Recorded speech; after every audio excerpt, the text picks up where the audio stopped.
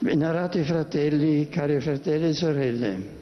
Venerables hermanos, queridos hermanos y hermanas, hoy con gran alegría, a los 50 años de la apertura del Concilio Ecuménico Vaticano II, damos inicio al Año de la Fe.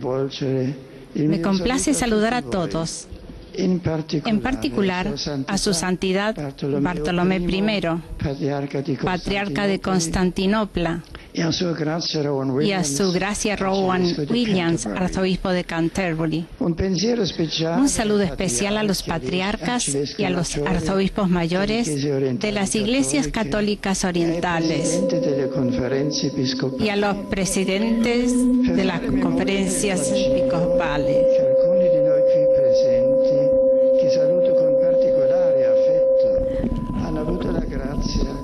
Para rememorar el concilio en el que algunos de los aquí presentes y a los que saludo con particular afecto hemos tenido la gracia de vivir en primera persona. Esta celebración se ha enriquecido con algunos signos específicos. La procesión de entrada que ha querido recordar la que de modo memorable hicieron los padres conciliares cuando ingresaron solemnemente en esta basílica. La entronización del Evangeliario, copia del que se utilizó durante el concilio, y la entrega de los 7 mensajes finales del concilio y del catecismo de la Iglesia Católica, que haré al final antes de la bendición. Nos invitan a entrar más profundamente en el movimiento espiritual que ha caracterizado el Vaticano II, para hacerlo nuestro y realizarlo en su verdadero sentido. Y este sentido ha sido y sigue siendo la fe en Cristo, la fe apostólica, animada por el impulso interior de comunicar a Cristo a todos y a cada uno de los hombres durante la peregrinación de la Iglesia por los caminos de la historia.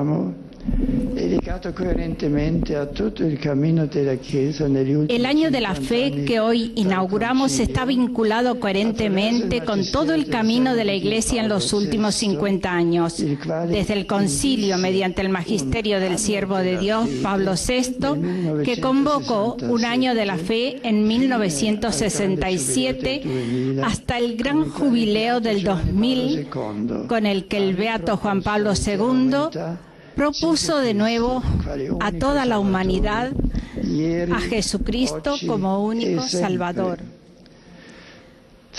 Ayer, hoy y siempre, estos dos pontífices, Pablo VI y Juan Pablo II, convergieron profunda y plenamente en poner a Cristo como centro del cosmos y de la historia, y en el anhelo apostólico de anunciarlo al mundo. Jesús en el centro de la fe cristiana. El cristiano cree en Dios por medio de Jesucristo, que ha revelado su rostro. Él es el cumplimiento de las Escrituras y su intérprete definitivo. Jesucristo no es solamente el objeto de la fe, sino, como dice la carta a los Hebreos, el que inició y completa nuestra fe. El Evangelio de hoy nos dice que Jesucristo, consagrado por el Padre en el Espíritu Santo, es el verdadero y perenne protagonista de la evangelización. El Espíritu del Señor está sobre mí porque Él me ha ungido, me ha enviado a evangelizar a los pobres. Esta misión de Cristo, este dinamismo suyo, continúa en el espacio y en el tiempo, atraviesa los siglos y los continentes.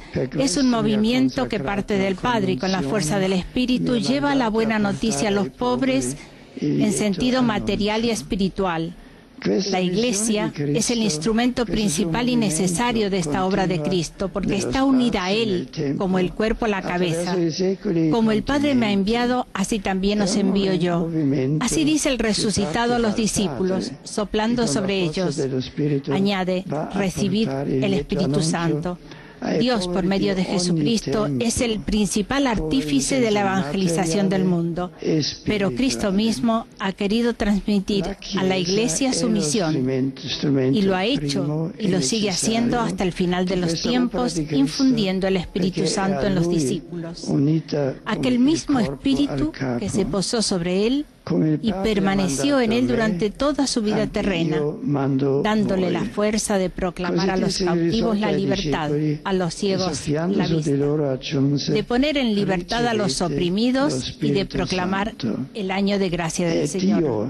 Il principale soggetto dell'evangelizzazione del mondo mediante Gesù Cristo, ma Cristo stesso ha voluto trasmettere alla Chiesa la propria missione e lo ha fatto e continua a farlo sino alla fine dei tempi, infondendo el Concilio Vaticano II no ha querido incluir el tema de la fe en un documento específico y sin embargo estuvo completamente animado por la conciencia y el deseo, por así decir, de adentrarse nuevamente en el misterio cristiano para proponerlo de nuevo eficazmente al hombre contemporáneo. La liberazione e ai ciechi la vista, di rimettere in libertà gli oppressi e di proclamare l'anno di grazia del Signore. Il Concilio Vaticano II non ha voluto El Concilio Vaticano II no ha querido incluir el tema de la fe en un documento específico.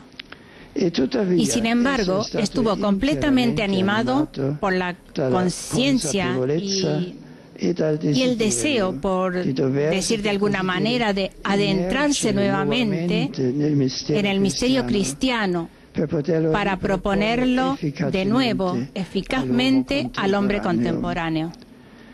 A este respecto se expresaba así: 2 años después de la conclusión de la Asamblea Conciliar, si el concilio no habla expresamente de la fe, habla de ella en cada página, al reconocer su carácter vital y sobrenatural, la supone íntegra y con fuerza, y construye sobre ella sus enseñanzas. Bastaría recordar algunas afirmaciones conciliares para darse cuenta de la importancia esencial que el concilio, en sintonía con la tradición doctrinal de la Iglesia, atribuye a la fe, a la verdadera fe, a aquella que tiene como fuente a Cristo y por canal el magisterio de la Iglesia. Esto dice Pablo VI en el año 67. Pero debemos ahora remontarnos a aquel que convocó el Concilio Vaticano II y que lo inauguró, el Beato Juan XXIII. En el discurso de apertura presentó el fin principal del concilio en estos términos. Questo massimamente riguarda il concilio ecumenico.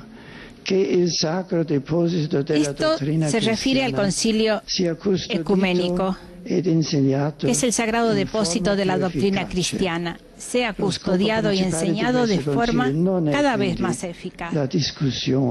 La tarea principal de este concilio no es, por tanto, la discusión de este o aquel tema de la doctrina. Para eso no era necesario un concilio. Es preciso que esta doctrina verdadera e inmutable, que ha de ser fielmente respetada, se profundice y presente según las exigencias de nuestro tiempo. Así decía el Papa Juan XXIII en la inauguración del concilio. A la luz de estas palabras se comprende lo que yo mismo tuve entonces ocasión de experimentar. Durante el concilio había una emocionante tensión con relación a la tarea común de hacer resplandecer la verdad y la belleza de la fe en nuestro tiempo, sin sacrificarla a las exigencias del presente, ni encadenarla al pasado. En la fe resuena el eterno presente de Dios, que trasciende el tiempo y que, sin embargo, solamente puede ser acogido por nosotros en el hoy irrepetible. Por esto mismo considero que lo más importante, especialmente en una efeméride tan significativa como la actual, es que se reavive en toda la Iglesia aquella tensión positiva, aquel anhelo de volver a anunciar a Cristo al hombre contemporáneo, pero con el fin de que este impulso interior a la nueva evangelización no se quede solamente en un ideal, ni caiga en la confusión.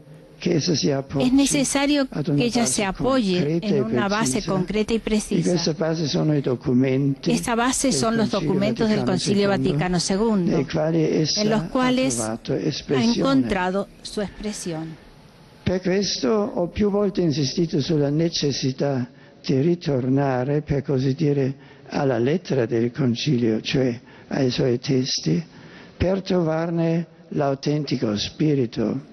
E ho ripetuto que la vera heredità. He insistido repetidamente en la necesidad de regresar, por así decirlo, a la letra del concilio, es decir, a sus textos, para encontrar también en ellos su auténtico espíritu.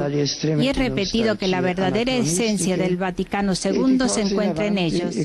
La referencia a los documentos evita caer en los extremos de nostalgias anacrónicas o de huidas hacia adelante y permite acoger la novedad en la continuidad. El concilio no ha propuesto nada nuevo en materia de fe, ni ha querido sustituir lo que era antiguo. Más bien, se ha preocupado para que dicha fe siga viviéndose hoy, para que continúe siendo una fe viva en un mundo en transformación.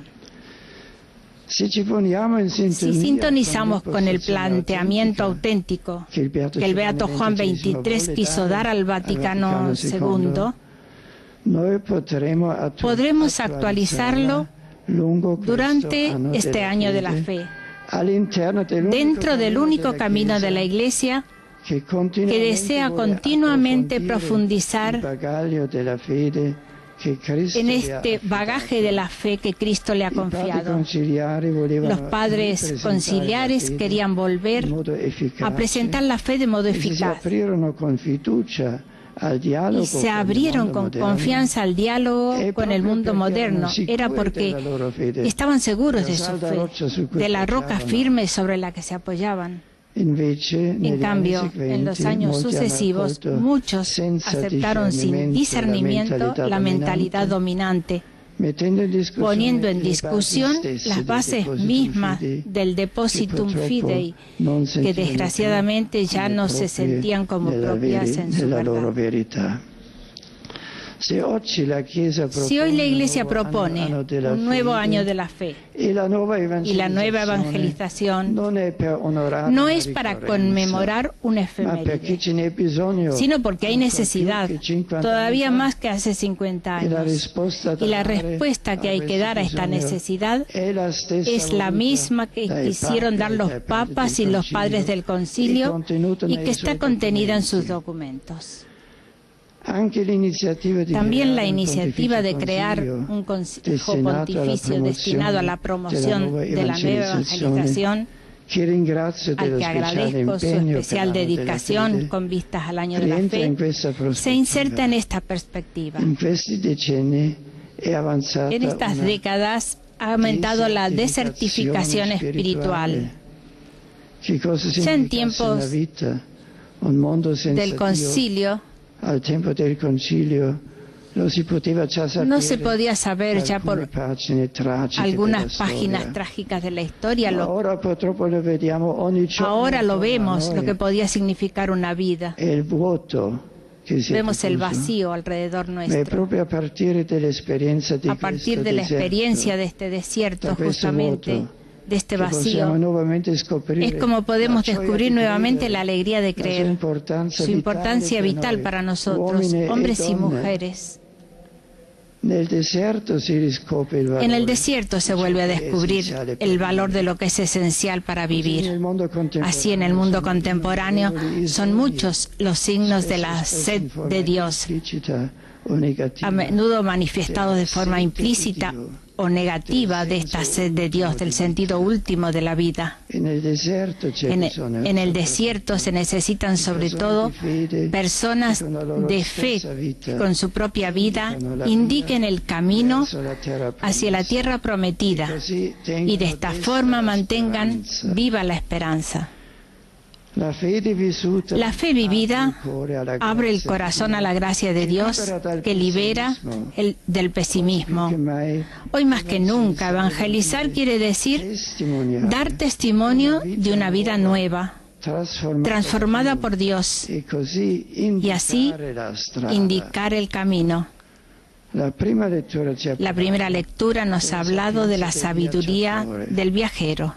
El viaje es metáfora de la vida, y el viajero sabio es aquel que ha aprendido el arte de vivir y lo comparte con los hermanos, como sucede con los peregrinos a lo largo del Camino de Santiago o en otros caminos que no por casualidad se han multiplicado en estos años. ¿Por qué tantas personas sienten hoy la necesidad de hacer estos caminos? No es quizás porque en ellos se encuentran, o al menos intuyen, el sentido de nuestro estar en el mundo. Así podemos representar este año de la fe como una peregrinación en los desiertos del mundo contemporáneo, llevando consigo solamente lo que es esencial. Ni bastón, ni alforja, ni pan, ni dinero, ni dos túnicas, como dice el Señor a los apóstoles al enviarlos a la misión, sino el Evangelio y la fe de la Iglesia, de los que el Concilio Ecuménico Vaticano II son una luminosa expresión, como lo es también el Catecismo de la Iglesia Católica, publicado hace 20 años. Venerados y queridos hermanos, el 11 de octubre de 1962 se celebraba la fiesta de María Santísima, Madre de Dios. Le confiamos a ella el año de la fe, como lo hice hace una semana peregrinando a Loreto. La Virgen María brille siempre como estrella en el camino de la nueva evangelización. Que ella nos ayude a poner en práctica la exhortación del apóstol Pablo. La palabra de Cristo habite entre nosotros en toda su riqueza.